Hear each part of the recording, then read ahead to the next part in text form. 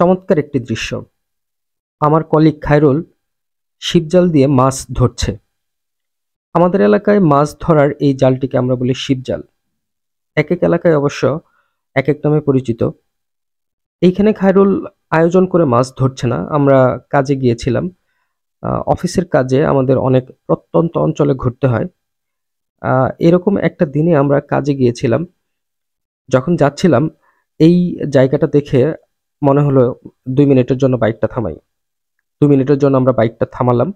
ছিপজাল দেখে খায়রুল বলল যে স্যার একটু মাছ ধরি। খায়রুল আসলে মাছ ধরতে খুবই পছন্দ করে। অনেক সময় টিকিট কেটেও খায়রুল মাছ ধরতে যায়। তো মাছ ধরার জাল দেখে খায়রুল আর লোভ সংবরণ করতে পারেনি।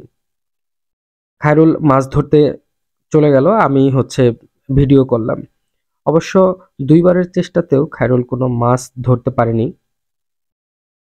এটা খায়রুলের একটা দুর্ভাগ্যই বলতে হয়। তবে আমাদের কাজের মাঝ পথে মাছ আমরা পেলেও সেই মাছ নিয়ে কি করতাম সেটা একটা প্রশ্ন সাপেক্ষ ব্যাপার। এর আগে একটা ভিডিওতে আমি বলেছিলাম যে বিখ্যাত টুরিস্ট স্পটগুলোতে মানুষ ঘুরতে যায়, আয়োজন করে দেখতে যায়, কিন্তু প্রত্যন্ত অঞ্চলের গ্রামের এরকম নিরিবিলি সুন্দর ছিমছাম পরিবেশের যে একটা সৌন্দর্য সেটা আমাদের অনেকেরই চোখে পড়ে না। কারণ আমরা বড় হয়েছি গ্রামে, থাকি গ্রামে, এই কারণে এই সৌন্দর্যগুলো আমাদের অনেক সময় চোখে পড়ে না। কিন্তু যারা শহরে থাকে তারা গ্রামকে দেখতে চায়, আয়োজন করে গ্রামে আসে।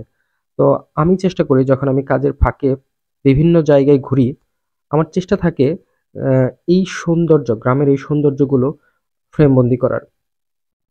যখন সময় পাই ফ্রেমবন্দি করি। ফ্রেমবন্দি করে অবসর সময়ে বসে বসে যতটুকু এডিট করা যায় এডিট করি। যদি ভয়েস দিতে মন চায় ভয়েস দেই, দেন আপনাদের সাথে শেয়ার করি। এই কাজটুকু আমার একান্তই ভালো লাগা। এইখানে আমার কোনো স্বার্থ নাই। আমার মেন্টাল স্যাটিসফ্যাকশন বা আমার মানসিক শান্তির জন্য আমি এই কাজটুকু করি।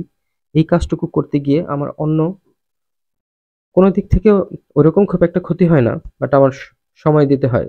একটা বই পড়লে বা খেলাধুলা করলে বা একটা সিনেমা দেখলে আমার যতটুকু মানসিক শান্তি আমি পেতাম, আমার এই ভিডিও করা, ভয়েস দেওয়া, আপনাদের সাথে শেয়ার করা, এইটুকু কাজ করেও আমি মোটামুটি সেম আনন্দ পাই। আনন্দ পাই বলেই কাজটুকু করি। মিডিয়া, ফিল্ম, নাটক একটা সময় আমার প্যাশন ছিল। কিন্তু আমার দুর্ভাগ্য যে আমার প্যাশনটাকে আমি প্রফেশন বানাতে পারিনি। এই কারণে সুযোগ পেলেই একটু ভিডিও করার চেষ্টা করি। একটু হলেও মানসিকভাবে শান্তি পাই।